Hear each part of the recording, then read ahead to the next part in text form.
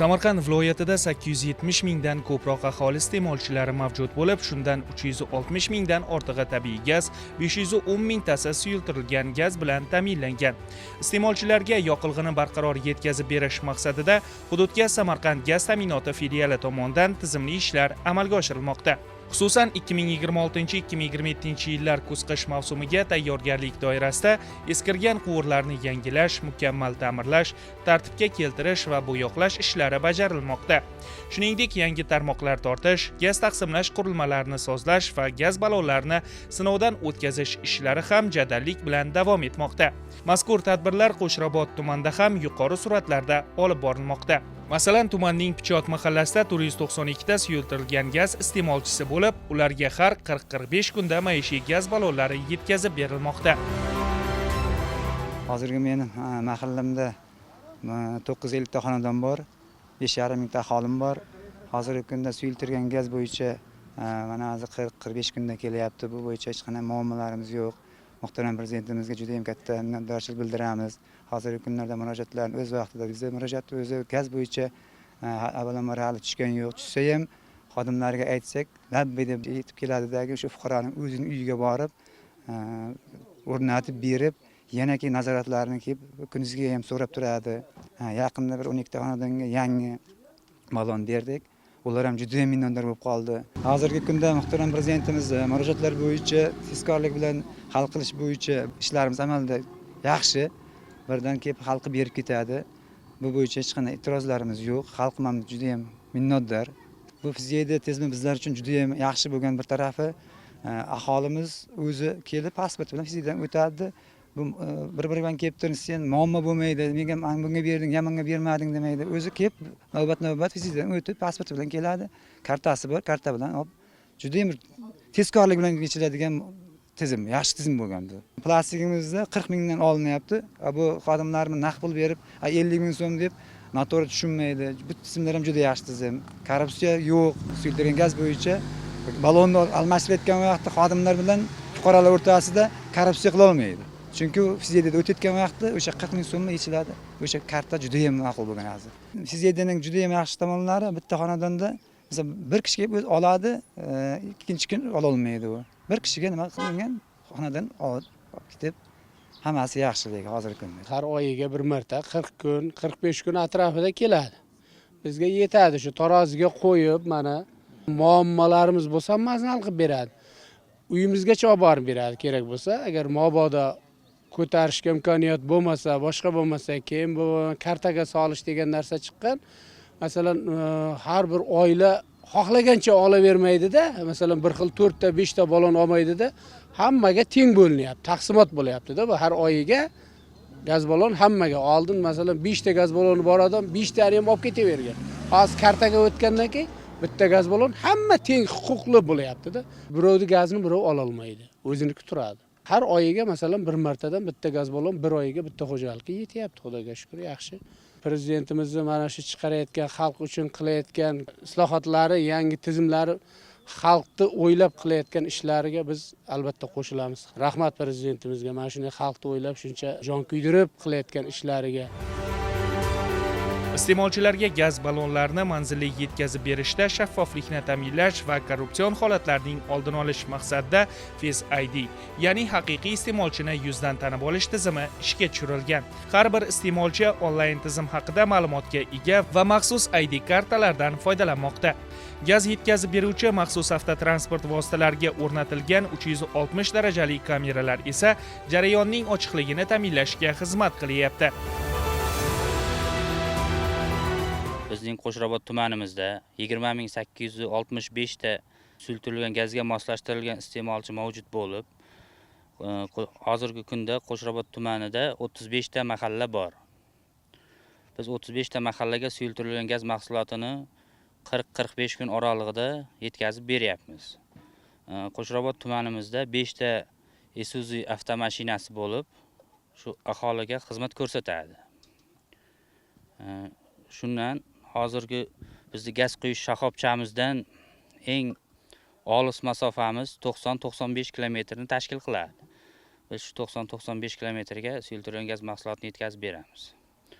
2025-yil 16-sentyabrdagi muhtaram prezidentimizning 286-qaroriga asosan 2026-yil 1-martdan boshlab Face ID tizimiga o'tkazildik. Hozirgi kunda 100% Face ID tizimida suyultirilgan gaz mahsulotini yetkazib beryapmiz. Face ID tizimida yetkazib berish tartibi shu fuqarolar ID kartasiga 40 ming so'm pul tashab qo'yadi. Pasporti bilan chiqib bizni xodimlar xonadonma-xonadon suyultirilgan gaz mahsulotini yetkazib beryapti. Bizning mahallamiz asosan 70% aholimiz suyultirilgan gazdan foydalanadi. Qolgan 30% aholimizga tabiiy gaz yetishtirib berilgan. Shu 142 ta aholimiz tabiiy gazdan foydalanadi.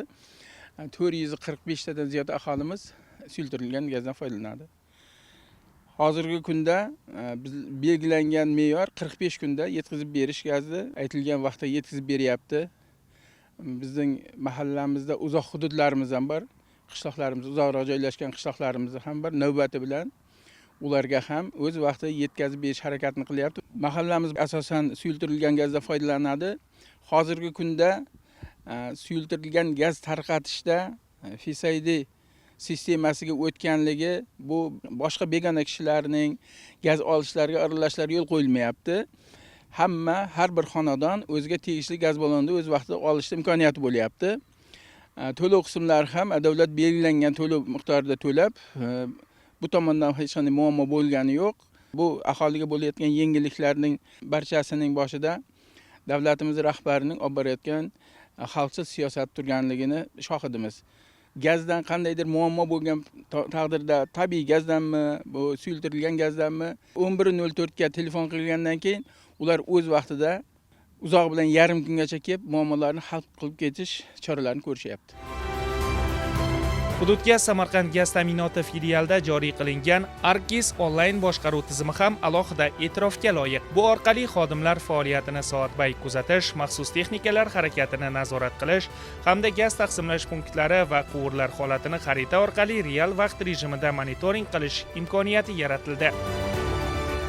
Ekspluatatsiya yo'nalishimizda bir qator ishlar oxirgi paytlarda amalga oshirilmoqda. Jumladan gaz ta'minoti rahbariyati tomonidan 2025-yil noyabr oyidan boshlab Argis dasturi ishga tushirilgan bo'lib, bu butun respublika bo'yicha tatbiq qilindi va buning natijasida birinchi o'rinda hududlardagi gaz tarmoqlari va gerplarni onlayn nazorat qilish tizimini yaratish, undan orqali har bir hududlardagi chilangan xodimlarning ish faoliyati samaradorligini nazorat qilib borish belgilangan bo'lib, bugungi kunda Samarqand viloyati bo'yicha jami 127 ta chilangar xodimlarimiz mavjud bo'lib, har biri dasturga biriktirilgan va joylarda ishlar amalga oshirilib borilmoqda va onlayn tartibda har bir xodimni kunlik amalga oshirilayotgan ishlari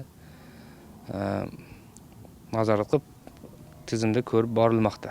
Bundan tashqari 2026-27-yillar kuz-qish mavsumiga tayyorgarlik ko'rish doirasida, ya'ni aholi iste'molchilarni bir maromda qish mavsumlarida tabiiy gaz bilan ta'minlash maqsadida gaz tarmoqlarini mukammal ta'mirlash va rekonstruksiya qilish, gaz taqsimlash qurilmalarini mukammal ta'mirlash va bundan tashqari havo bosimida zichlikka sinash, yer osti gaz tarmoqlari holatini tekshirish va yer osti gaz tarmoqlarini tartibga keltirish ishlari rejalashtirilgan. Bu ishlarimiz ayni paytda viloyatning barcha shahar tuman hududlarida amalga oshirilmoqda. Murojaatlarni to'liq hal etish maqsadida O'zbekiston Respublikasi Prezidenti administratsiyasi va Energetika vazirligi mutaxassislaridan iborat maxsus ishchi guruh o'rganishlar olib bormoqda. Jumladan Qo'shrobod tumanidagi Xonnazar mahallasida yashovchi iste'molchining murojaati qisqa fursatda hal etildi. 2026-yilning birinchi choragida filialga 1216 ta murojaat kelib tushgan. Ularning 1076 tasi hal etildi. 19 tasi bo'yicha huquqiy tushuntirish berilgan bo'lsa, qolgan 121 tasi hozirda ko'rib chiqilmoqda. Gaz hisoblag'ichim ishlamay qolgandi. Pul tayinlansam ko'rsatmay qoldi. O'sha uchun gaz xodimlariga 11:04 ga telefon qildim. Soat 2dan o'tin qarab telefon qildim. O'sha mana 4 dan o'tib qoldi. Mana xodimlar keldi, mana hisobini to'g'rilayapti. Batareyasini yangilab, hisobini to'g'rilab beryapti. Rahmat gaz xodimlariga Mana oldingiday emas. Hozir sharoit yaxshi. Mana 2 soat ichida keldi, remont qildi, mana batareyasini o'chtirib, to'g'rilab berib ketyapti. Xursandmiz. Tumanda 105 ta gaz taqsimlash qurilmasi bor. Mavsumga tayyorgarlik doirasida 4 ta gaz taqsimlash qurilmasi mukammal ta'mirdan chiqarildi. 103 tasi taftish qilindi. Shuningdek, 41 kilometrdan ortiq gaz quvurlari zichlikka sinalib, 11,7 kilometr qismi bo'yaldi. 2026-2027 yillar davomida Oqtepa hududidagi 636 ta xonadonni 3 bosqichli tizimdan 2 bosqichli tizimga o'tkazish ishlari yakunlanadi. Bu esa tabiiy gaz tafovutini kamaytirib, xonadonlarda gaz bosimini yaxshilash imkonini beradi. Qo'shrobod tumanida jami 11 ta mahallamiz tabiiy gaz bilan gazlashgan. Shundan aholi xonadonlari 4628 tani tashkil qiladi. 35 ta mahalla fuqarolar yig'iniga suyultirilgan gaz yetkazib beramiz. To'liq hozirgi kunda suyultirilgan gaz yetkazib berish FESEDO orqali aholi xonadonlariga 40-45 kun oralig'ida yetkazib berilmoqda. Tabiiy gaz bo'yicha 11 ta mahallaga hozirgi kunda bizlar aholi xonadonlarini 2 bosqichli tizimga bosqichma-bosqich o'tkazyapmiz. 2025-26 yillarda yuqori bosimli gaz quvurlaridan 7 dona o'rnatdik. 2026-27 yillar kuz-qish mavsumida jami Qiyiqim mahallasiga 700 metr gaz quvurini yangilash, 2 dona yuqori bosimli gaz taqsimlash qurilmasi o'rnatilishi rejalashtirilgan. Hozirgi kunda bosqichma-bosqich bu ishlarni amalga oshirib kelmoqdamiz. 2026-27 yillar kuz-qish mavsumida 700 metr gaz quvurini mukammal ta'mirlash, 2 dona gaz taqsimlash qurilmasini yangilash, 170 ta tabiiy gaz bilan gazlashgan aholi xonadonlarini 2 bosqichga o'tkazish ko'zda tutilgan. Hozirgi kunda bu ishlarni bosqichma-bosqich amalga oshirib kelmoqdamiz. Tabiiy gaz bilan gazlashgan aholi xonadonlarining murojaatlarini qisqa muddatlarda o'rganib, ijobiy hal qilib kelmoqdamiz. Aholi xonadonlariga o'rnatilgan elektron gaz hisoblagichlarning aloqaga chiqmay qolish to'g'risidagi murojaatlarni bizlar xodimlarimiz bilan birgalikda o'rganib, ijobiy hal qilib kelmoqdamiz. Hududga Samarqand gaz ta'minoti filiali xodimlari tomonidan amalga oshirilayotgan tizimli ishlar viloyat aholisining turmush farovonligini oshirishga xizmat qilmoqda.